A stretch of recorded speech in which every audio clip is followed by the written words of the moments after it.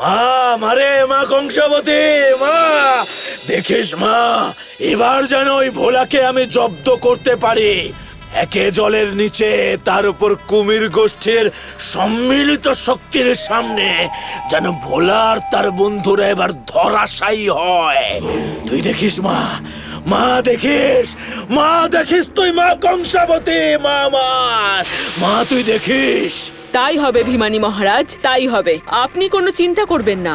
আমি আস্তে আস্তে ওই আপনার পোষা খোক্কোষ্টার মুখে সব শুনেছি। আমি আপনাকে কথা দিচ্ছি, আপনি আমাদের যে ক্ষমতায় বলিয়ান করেছেন সেই সকল শক্তি উজাড় করে আমি আর আমার সৈন্যরা ওদের ওপর এমন আক্রমণ করব যে ওরা চাইলেও প্রাণ নিয়ে আর পালাতে পারবে না। ভুল করছো রানী কুম্ভীরা। ভোলা কোনো সাধারণ ছেলে নয়, তার কাছে আছে এক বিশেষ শক্তি, যে শক্তি তাকে প্রদান করেন স্বয়ং ভোলানাথ। আর সেই শক্তির বলে সে পৃথিবীর শক্তিশালী অশুভ শক্তিকেও হারাতে সক্ষম হয়। আর তাই এইবার আমি তোমাকে এক বিশেষ পাথর প্রদান করতে চাই। ওং হ্রিং ক্রিং কংসাবতায় নমঃ। ওং হ্রিং। এই পাথর যতক্ষণ তোমার কাছে অক্ষত থাকবে ততক্ষণ তোমার বা তোমার সৈন্যদের শরীরে বইতে থাকা অশুভ শক্তির প্রভাব কখনো কমবে না। ভোলা চাইলেও তোমাদের অশুভ শক্তির বিনাশ করতে পারবে না।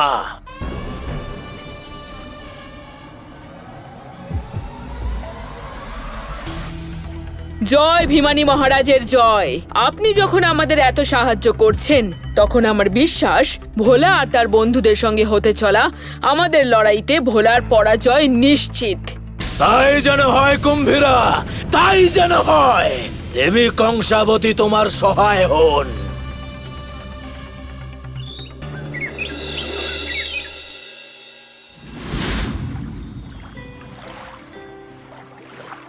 এই পাতা খেলে কি হবে মাছ বন্ধু?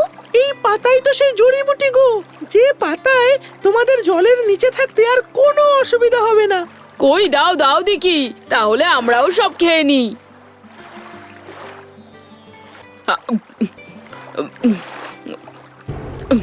এবার আমাদের নিয়ে চলো সেইখানে যেখানে তোমাদের সেই কুম্ভীরা রানী আর তার দলবল বিরাজ করে। এসো আমার সঙ্গে এসো।